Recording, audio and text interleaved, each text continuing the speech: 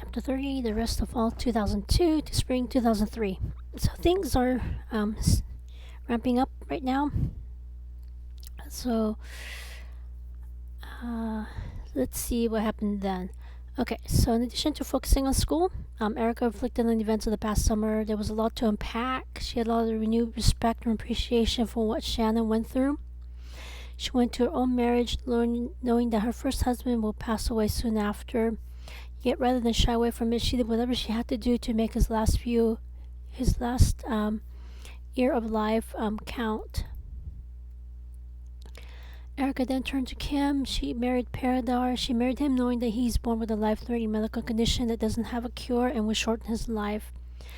Although the Murphy family might have someone in mind, Erica felt the urge to at least try to find someone to be her second husband. Since she didn't know anyone, she put this on the back burner for now. Moreover, she looked at every person she saw in a completely different light. Just looking at each person, she can tell who has chronic pelvic pain and who doesn't. On the one hand, it is distracting. However, when she put this as a person who will work yeah, as a career at the clinic, as a permanent position, this was a plus. She could easily tell who's telling the truth about experiencing endometriosis versus who's lying. So she acquiesced this new talent. Granted, before surgery, she kind of already knew. However, after surgery, she can clearly see without the fog of chronic pain and severe hemorrhaging. The following weekend, I watched Y Tu Mama Tambien. It's a film from Mexico that centers on two teenagers who are coming of age. The following weekend, they watched Lord of the Rings. On a different weekend, they watched Trinidad and Tobago. It's an island nation in the Caribbean titled The Mystic Mazur. So if I remember, I'm going to include those three in the description box below. Yeah, it's really interesting. A lot of people think all the countries in Central South America, they speak Spanish. But actually, it's a lot more diverse than that. So that's the other reason why I wanted to add the little clip. I did watch this film. It's cute. It's whimsical. Something that you might be interested, include that in your film QE. So, highly recommend. So, in mid to late September, Erica and Michael resumed attending class at the private University of Santa Clara. And then she had a light display completed. As she turned it into a professor, Professor gave her suggestions on giving each character a backstory. After she rewrote the script, the play got the green light to be shown during the spring. Much to her relief, after spending half a day at the jury commissioner's office, because she got jury duty, Erica was excused from jury duty for the next 2 years. They found all the jurors they needed that week. On their way home, she got a haircut at a salon that was near the courthouse. In October, they celebrated Michael's birthday with a homemade birthday cake. This time, they included lemon curd and lemon whipped cream with yuzu citrus. This was closer to how the local bakery makes their signature lemon cake. By this time, Erica's old apron has seen better days, so she started wearing the Xenomori princess apron that Michael got her on her birthday. She donated the old apron to a local charity.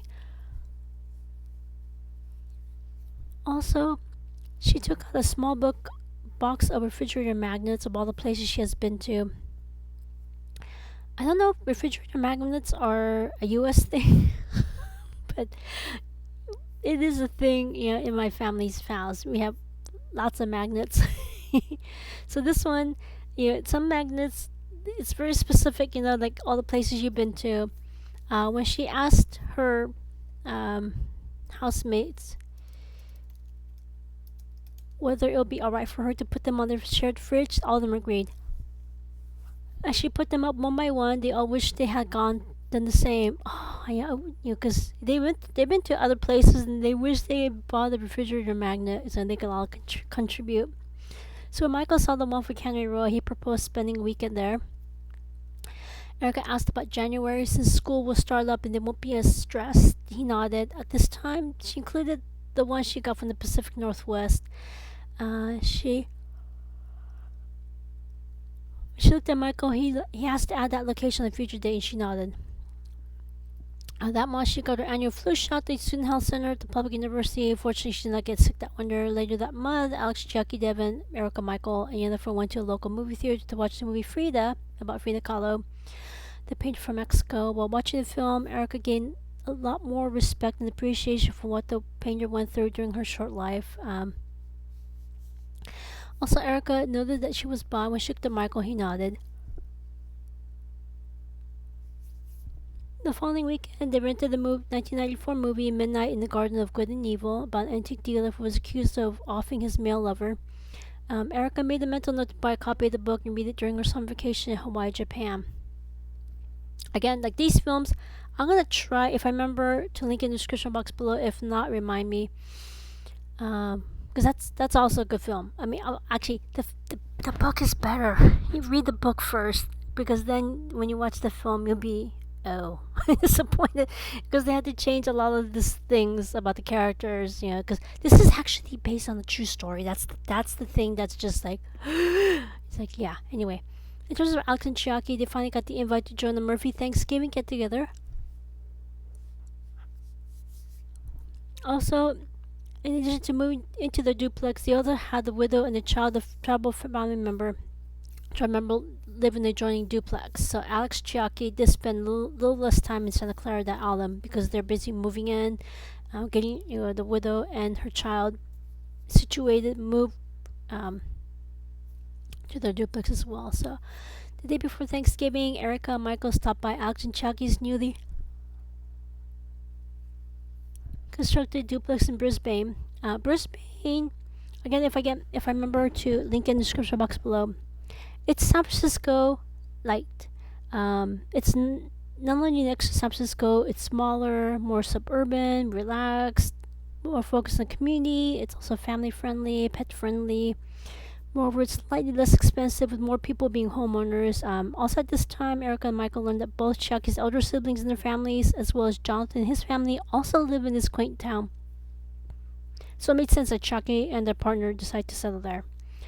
Alex and Chucky's home is in a gated community with high walls, front gate. Their duplex is a blend of their mixed heritage, British, Japanese, indigenous, California, Swedish. It's got the architecture and design. It's beautiful duplex with solar panels on the roof. The neighbors shown the community garden that is on one side of the property. Michael's father did a fantastic job with the traditional Japanese style Zen garden. There's also fruit trees that were already planted. The rest of the garden will be planted the following spring once the weather warms up. At this time, they met the widow and the child, a tribal member who passed on Flight 93, who live in the adjoining duplex.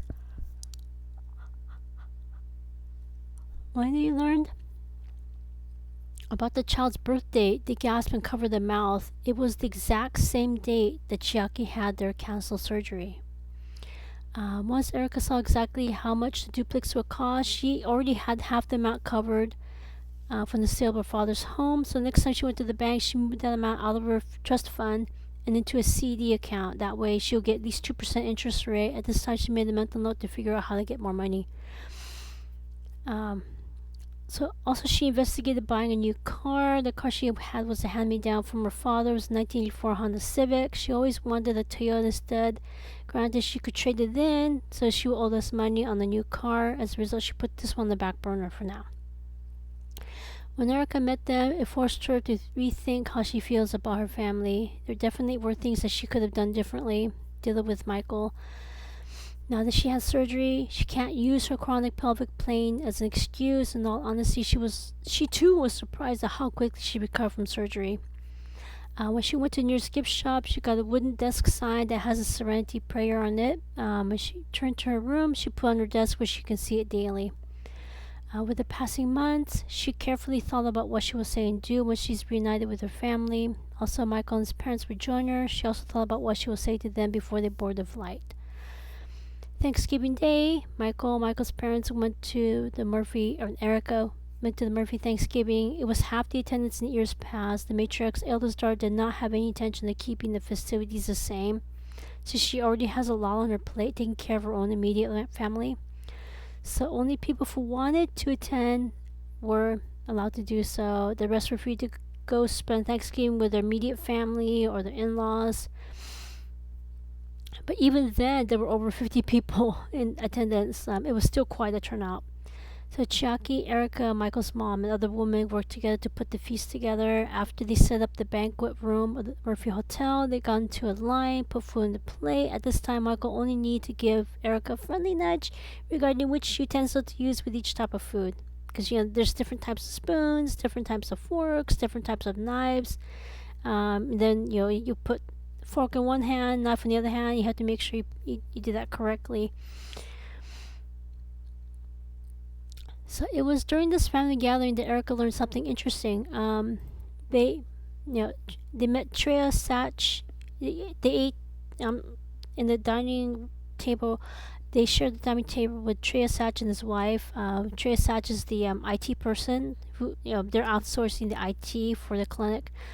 Treya Sach, that's where they met him. They found out that his wife is an attorney who was going to be on Flight 93. Since the matriarch passed that summer, they canceled the trip. Had the trip not been canceled, Treya Sach's wife would have passed, and Treya Sach might have become Kim's second husband. So also, Erica noticed that Kim prefers painfully shy men. So Perda and Treya Sach are both painfully shy. Erica was stunned at how one event changes everything. I know today we know it's called the butterfly effect, but yeah, that's what it is. So anyway, as soon as they returned to the South Bay, Erica's asthma acted up. It was most likely because her neighbors are using their fireplace to stay warm, so she went to the student health center to get a new prescription for her inhaler. And each time she went to her room, she turned on the air purifier. At this time, she made a mental note to look at Brisbane, figure out how she'll stay healthy during the winter months. On Christmas Day, Erica and Michael spent the day with his parents. This time, Erica gave them a box of gourmet chocolates from a local chocolate shop. So this is her idea. Much to her relief, she won Michael's mom's heart. At this time, Erica gave them pointers regarding each of her family members. Since she tends to be a worrywart and a Debbie Downer, she started with one of her uncles. Granted, this would be their first meeting, so he might be a bit more reserved. However, just in case, she warned them that he gives bear hugs that are so strong that they can hear their bones crack. Next to the last person, she went each person down the line. The next to the last person, she talked at length about a younger brother. She carefully warned them not to let their guard down. Her parents didn't micromanage him. As a result, he took full advantage of the parents. If he needs help, then he will expect them to help him. However, if they need help, then he won't lift a finger. So also, if they give him a lavish gift, he will give him a cheap gift in return. And then finally, she went over her father. Again, as with her younger brother, right now, their uncles and aunts have complete control over their behavior. However, Erica does worry what will happen after they pass. They may revert back to their bad behavior. With each person, they thanked her for the intel and said that they'll be careful. Michael's parents said that she won't need to worry about their family in Hawaii. Everyone has set firm boundaries and rules that won't cross them. So, also, they said that they need to make some adjustments to the schedule. Rather than go to Japan first, they'll go to Hawaii first. At this time, they gave Erica her booklet with plane tickets. Back then, they actually had a physical cardboard booklet of plane tickets. So yeah, that's one of the things. And some of you are like, "Dang it, she's old." But anyway, that's something. Yeah, I really miss. Because the last time I went to Japan, everything was electronic, and I'm like, where's the physical booklet? I know I'm old, but that's something to note. Back then, they actually had a physical booklet, cardboard booklet of plane tickets. Anyway, after Erica thanked them, she immediately put in her overnight bag and made a mental note to put in her carry-on the night before the trip. She needed to bring the mood up. She did tell them the full pot. She did at the first Thanksgiving. She didn't know that there are parts of the meal that you're not supposed to eat.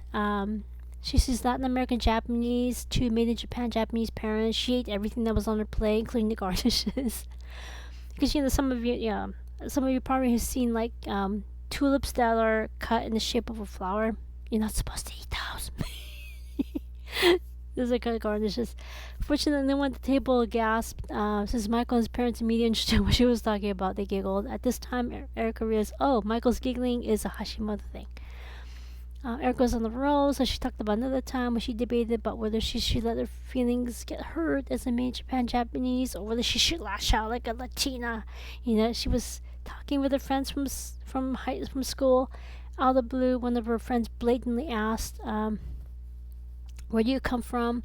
Granted, she could have cried, you're a bully, because this person hurt her feelings. Instead, she fought back. She told them, from my parents. Michael whooped and said, you go, girl. His parents giggled again. Erica made a mental note to include both stories into her next play. When school resumed and she talked to her professor, she was given the green light to include it in the play she was going to present that academic term. Also during the break, Erica and Michael watched the second Lord of the Rings trilogy at local theater. They spent the week at his parents' duplex. They did run into a high school classmate who dropped out of university. They caught up on what he's been up to, offered their assistance. Fortunately, he's doing much better at lower ranked university. He did admit that he's worried about finding work since it's not a well-known university. There was an incident on their way home. They stopped by a grocery store in her hometown. When she met up with her classmate who was gay and dropped out of college, another person in the parking lot yelled out gay and racial slurs.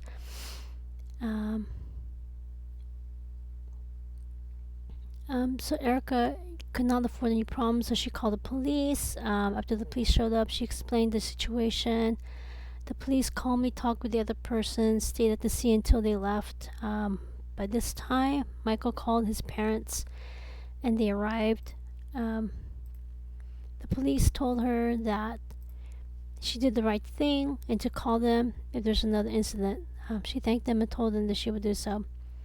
At this time, they exchanged name addresses with a public safety officer and each other. After they hugged each other, wished each other to stay safe, they went their separate ways. Michael's parents made certain that they're all right.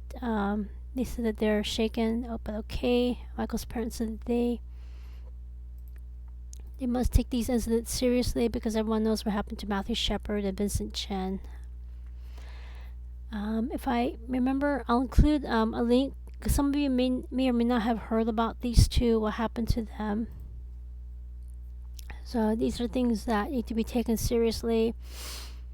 And sadly, these things still happen. We saw what happened with 2020. There was a lot of backlash against the Asian community because the then president, current president, referred it to as the air quotes China virus. So these are things that it's even 25 years ago, it's still an issue. On New Year's Day, Michael and Michael's parents spent the day with Chiaki and their family. The women worked together to put the meal together. After they say itadakimasu, they ate their meal, used this time to go over the events of the previous year and their hopes for the new year. At this time, Michael's parents announced that they will move to neighboring Daly City. When they moved into Erica's parents' duplex, they thought that they would stay there forever. However, due to recent events and what happened there, that parking lot, they decided to move to a city that is more in line with their values. They would update as soon as they find the right home. When Erica was about to apologize, they waved her concerns, saying they did feel the political climate of her hometown is changing for the worse. Even though they have new city council members, they realize that they're also xenophobic, homophobic, and expect their children to be straight and marry their own kind. When Erica offered to take her parents' stuff out of their home, they told her that they would let her know. At this time, she realized that they're well on their way to creating a new non-homophobic straight identity. She was in awe and gave them mad respect. Next day, Erica went to the clinic and City to get their income tax information. Much to her surprise, both are experiencing a financial boost from Michael's suggestions and have implemented them. Moreover, they're continuing to get more money from Chiaki's film about Kitsune. Erica has more than enough to pay for her entire duplex in Brisbane, and there'll be more than enough left over for her to start her own scholarship fund. She'll be able to pay for her own rent and tuition for the rest of the academic career. Although she won't graduate for another 3 more years, she did talk with Jonathan about her idea to put together a documentary about Latin American Japanese. Since San Francisco is a small but significant Japanese Peruvian community, she would like to start there. Erica would like to be in the driver's seat, make this documentary her own. All she needs from Jonathan is capital. He said that this is a wonderful idea, and for her to remind him once she's ready to pull the proverbial trigger. She nodded. At this time, Jonathan said that he attended University of Southern California. There, he met many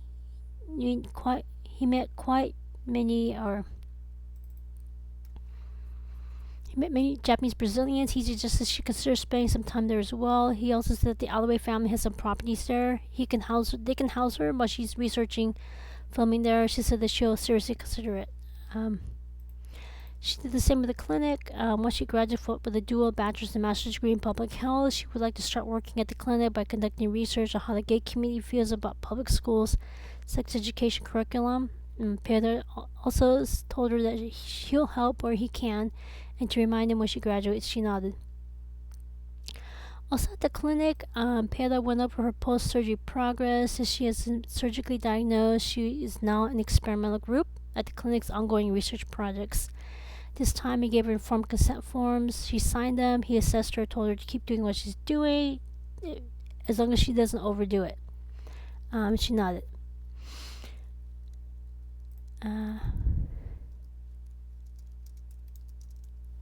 That weekend, Michael drove Erica to Carmel by the Sea. Granted, they could have just flown there. However, with the increased airport security after 9/11, it's way faster to just drive 1.5 hours down there. When they checked into a hotel in Seaside, it was way faster to just drive 1.5 hours there. But when they checked into a hotel in Seaside, they spent the weekend sightseeing in Monterey Bay. They made certain to stop by the aquarium, where some of the scenes from Star Trek 4, The Voyage Home, was filmed. While they were there, they walked up and down Cannery Row. That night, they shared a room with 2 beds. Much to her relief, they spent an easy night sleeping. Plus, it's cheaper to share a room rather than rent 2 separate rooms. Next, they also stopped by Pebble Beach Golf Course, and they shopped and dined in downtown Carmel by the Sea. They made a mental note to visit Big Sur the following year. That Sunday, they checked out of the hotel room, drove back to Santa Clara. Since Alex and Chucky have family responsibilities, they spent less time in Santa Clara, more time taking care of the new home and helping the widow take care of their child in the duplex. As a result, Devin, Erica, Michael, and Yennefer used Chucky's cookbook and DVDs of the cooking shows to put meals together. And they alternated meals with various other cooking styles, such as British, French, Latin American cuisine as well. In mid-January, they watched the film titled City of God. It was a crime film that was loosely based on real events. The film was Brazilian Portuguese with English subtitles. They went to a local Brazilian restaurant. They went to a local art house to watch it. Since it was Erica's birthday, they also spent the weekend making rum cake with the rest of the rum from the previous year. Fortunately, it's pure rum and will stay fresh for up to 2 years. However, none of them were social drinkers, so they made a mental note to not buy any more alcohol. And during the first half of 2003, she and her therapist went over her anger issues. The breakthrough happened when she realized that girls are taught not be mad. As a result, women are forced to push it deep inside and turns into unresolved issues for women. March 2003, they watched the British film titled Bend It Like Beckham. For dinner, they went to a local Asian Indian restaurant beforehand. Next, they went to a local art house to watch this film. Although this film is about British children of Asian Indian immigrants, Erica could relate to the main character. Although she started junior varsity tennis in high school, she was forced to quit because her parents are immigrants from Japan. Moreover, she's a girl. She has to focus on helping her mom with meal prep and cleanup. The movie did make her wonder how much further she might have gone if she had been allowed to continue practicing tennis. That spring break, she went to her accountant, filed income taxes. Fortunately, she paid her tuition and rent. She owed less income tax. She also used this opportunity to talk about what she could do to make her money work for her, since CD rates are the meager 2%. When she was educated about the difference between regular IRA and Roth IRA, individual retirement account, they help her put together a Roth IRA where she can put money into it. When she retires, she can take all the money out without paying capital gains tax. So starting in 2002, she could put up to $3,000 into her account. And she looked at her stock options. She took a risk on Apple Inc. It had lost 35% of its value by the end of the year. However, this is a long-term investment for her, so she hoped that things would turn around for that company. Toward the end of the spring academic term, she put together her latest play. As the previous year, she made DVD of her live play. Devin, Michael, and Yennefer attended the live play. Although Erica changed names to personal identifying information, they all recognized which character was based on them. Same with the other plays, and then there was a standing ovation. At this time, her professor told her that she needs to put together a senior capstone project. Erica proposed combining 3 plays into one big play. The professor gave her the green light. It was obvious by then that Erica's strong suit is playwriting. not singing, not piano playing, not acting. However, playwriting improved with each passing year, so that summer, Erica started working on it as soon as she completed her final exam. In terms of public school, Erica completed introductory and intermediate statistics course. For her to start her research project in the fall, she needs to take and complete an advanced statistics course that summer. With a professor's blessing, she took an online course that summer before she went on a trip to Japan. So mid June to late July, she worked at the clinic, studied during the day. Evening, she started the online course on advanced statistics. She took out the Hello Kitty scrapbook she brought with a gift Karma gave her for Christmas. She used this book to put together photos of her trip to the Pacific Northwest. She's not ready to tell her family in Japan, so she left it at her apartment. At this time, Michael's parents called to let them know they found a 2-story, 4-bedroom, 3-bath home in Daly City that was built in 1991 that is up for sale. It's hacienda style with a gate in front of the front door with an attached to a car garage. They have put in their bid and got it. However, they'll take their time moving in. The previous owners were a couple who were going through a divorce. Even though she would get the house and half of his assets, it's not enough for her to pay the rest of the mortgage and property tax on her own. So she decided to sell the home, move into her parents' house in Fresno until she gets settled into her new life. Agnes has helped with moving and getting contractors to remodel the home to their taste. Chuck and Alex offered their yard for trees that won't fit into the new, much smaller backyard. Their tentative move-in date is late December, early January. At this time, Erica and Michael offered to help them move. Also, Chuck and Alex offered one of their spare rooms to temporarily store Erica's parents' belongings. The night before she was to fly to Japan, she submitted her final examination for the statistics course, for the online course. This was cutting it way too close. However, Erica was confident she passed the course. Then she shut down the Macintosh laptop, finished packing her suitcase, carry-on bag. As soon as she was getting ready to sleep, she wondered what she needs to do. Once she figures out why her parents' marriage ended, as soon as her head hit the pillow, she fell asleep. So, as with each video, comments, questions, constructive criticisms, asking for clarification, let me know, and I shall see you next time. Take care.